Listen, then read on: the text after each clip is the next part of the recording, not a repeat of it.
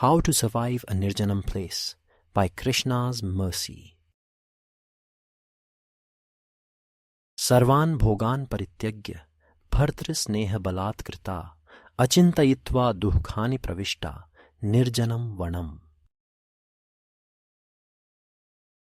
Quote, giving up all enjoyable things, forced by affection for her husband, she entered into the desolate forest, not concerned with the hardships. Hanuman, Valmiki Ramayana, Sundara Kand, 6:19. Let's focus on a Sanskrit word today, shall we? How about the word Nirjanam? I came across it recently. It is not frequently used, at least within the presentation of the science of self-realization. In fact, those who lead by example prefer to establish some sort of institutional infrastructure. At the foundation of the institution is people. You need someone to keep the lights on, so to speak. It would make sense, then, that the concept of Nirjanam would not win favour, be recommended, or have central focus.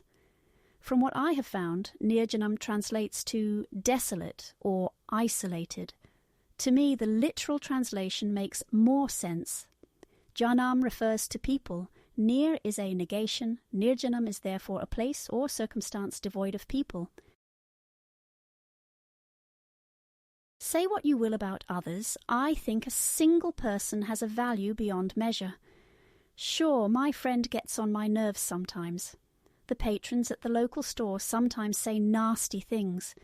They cause trouble for no reason. My own family stabs me in the back. They are eager to impress strangers, to make a good show in public, while turning cruel and selfish when the spotlight dims. This is all to say that I would still have difficulty living in a Nirjanam place.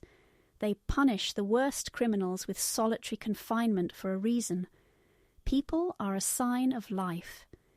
If I see someone else and they notice me, it is like we are both alive. Otherwise, the experience feels like a dream. How do we know that we are really here? Where is the evidence?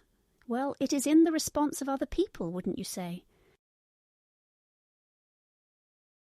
From the Ramayana history, we learn of places known as Tapovana. Again, a literal translation gives the best understanding. Vana is a forest. Tapo refers to tapa, which is austerity and penance. People would intentionally choose to live in isolation. The excuse was that these forests were conducive to tapasya, which is the intentional implementation of a regimen of control. Think sensory deprivation minus the torture angle. How does someone survive in such a place? What makes someone choose that condition? Why would the Supreme Lord reward their dedication? It is said that one of the reasons for the appearance of the Rama Avatara is the protection of the people who lived in such places. They are considered sadhu, which is like a saintly person. Consider the situation from a different angle. Imagine that you grew up in royalty. You were adopted as a child, found by accident by a leader intent on following Dharma, which is righteousness. That leader happened to be a king, a leader with influence, at that. His name is invoked to this day. He makes an appearance within the pages of Bhagavad-gita as a way to describe the concept of working with detachment. कर्मणैव हि संसिद्धिमास्थिता जनकादयः लोक संग्रहमेवापि संपश्यन् कर्तुमर्हसि. Quote, even kings like Janak and others attained the perfectional stage by performance of prescribed duties. Therefore, just for the sake of educating the people in general, you should perform your work. Lord Krishna, Bhagavad-gita 3-20. You are found one day by this leader. He takes you in as his beloved child. You never experience hardship while growing up. You have every comfort imaginable available to you. Upon reaching the appropriate age, you marry into royalty. It is like the perfect match. The spouse knows exactly what you want. The spouse is ready, willing, and able to provide for your needs. The spouse will maintain the standard that you have known since birth. Imagine, then, that you one day decide to live in a Nirjanam place. This is to follow your spouse. They are being punished.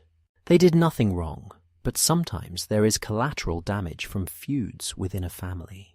Your spouse insists that you stay at home. How are you going to survive in a desolate place after all? It is easier for someone preparing for a life of asceticism to make the transition. How can you expect to abruptly turn your life upside down and not be worse off for the decision? Sri Hanuman chooses this angle of observation to glorify Sita Devi, who is the daughter of King Janak. Sita Devi is the wife of Sri Rama. She made the decision to leave for a Nirjanam place. The exception, of course, was that there was someone with her. Rama would be by her side. Rama was the person she followed. Rama was like the sun, and Sita the shadow to that sun. It is never a Nirjanam place if you have the husband of the goddess of fortune with you.